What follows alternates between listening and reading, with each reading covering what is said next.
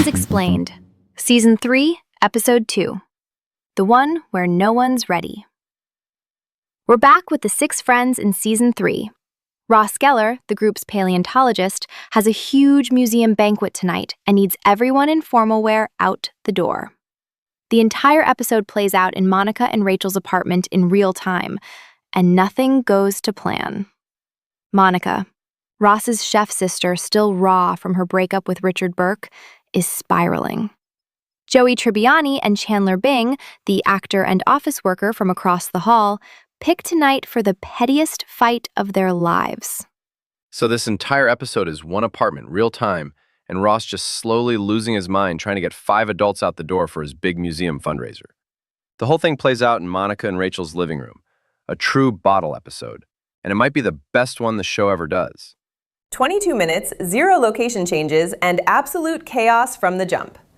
Ross shows up in his tux already stressing, and nobody else is even close to ready.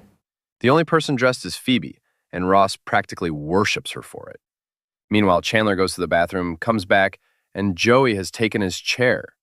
That one moment launches an escalating war that takes over a third of the episode. And it never stops being funny.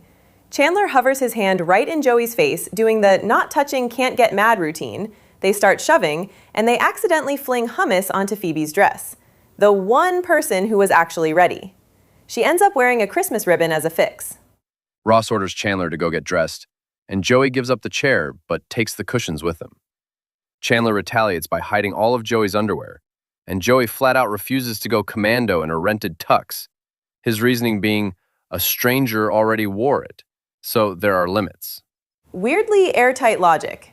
Does Joey let it go? Not even close. He puts on every single item of clothing Chandler owns, all layered up, multiple shirts, the whole wardrobe, and waddles out doing lunges in the living room. Easily one of the most iconic physical comedy moments in the entire series. Meanwhile, Monica is quietly spiraling into a catastrophe all by herself. Right, the Richard voicemail spiral. She finds a message from him on the machine, can't tell if it's old or new, and everyone in the apartment begs her to let it go. But she absolutely cannot walk away from it. She breaks into his answering machine and hears another woman's message. Immediately assumes he's seeing someone new. 0 hesitation, worst case scenario. How does she even know his access code? Right? Anyway, it snowballs. She prank calls Richard's daughter Michelle. Michelle has caller ID and calls right back, and Monica has to admit everything. And Michelle won't even promise to keep it quiet. The friends literally have to drag Monica away from the phone. Every single decision she makes is worse than the last one. Meanwhile, Ross is watching his entire evening collapse. He's got his own disaster, the Rachel situation. She keeps going back and forth on outfits, and Ross completely loses it and humiliates her in front of the whole group. That's the one that really stings. You don't blow up at someone over something trivial in front of all their friends and then expect cooperation. Ross makes it about his stress when it was never Rachel's job to manage his timeline. Rachel comes out in sweatpants, not going. And honestly, he completely earned that.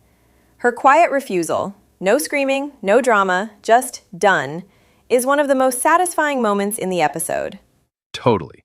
Ross finally realizes he blew it, bans Joey and Chandler from the party entirely, then turns to Rachel and asks what he can do to make things right. You can tell he knows he needs a big gesture. And Joey, from the sidelines, suggests Ross drink a glass of leftover chicken fat that's been sitting out all day. Rachel actually latches onto it as the price of admission. He's genuinely about to chug it, and that's what wins her over. She stops him right before, gets dressed in record time, and they rush out. But Monica has one final disaster. She accidentally records herself as Richard's outgoing voicemail greeting, panicked and rambling about way too much personal information. He's definitely getting a new phone number after that one. Classic Monica. She goes all in on the spiral and takes everyone else down with her. And the tag ties it all together. Ross is at the banquet chatting with a professor, and Chandler walks up and starts the chair argument all over again.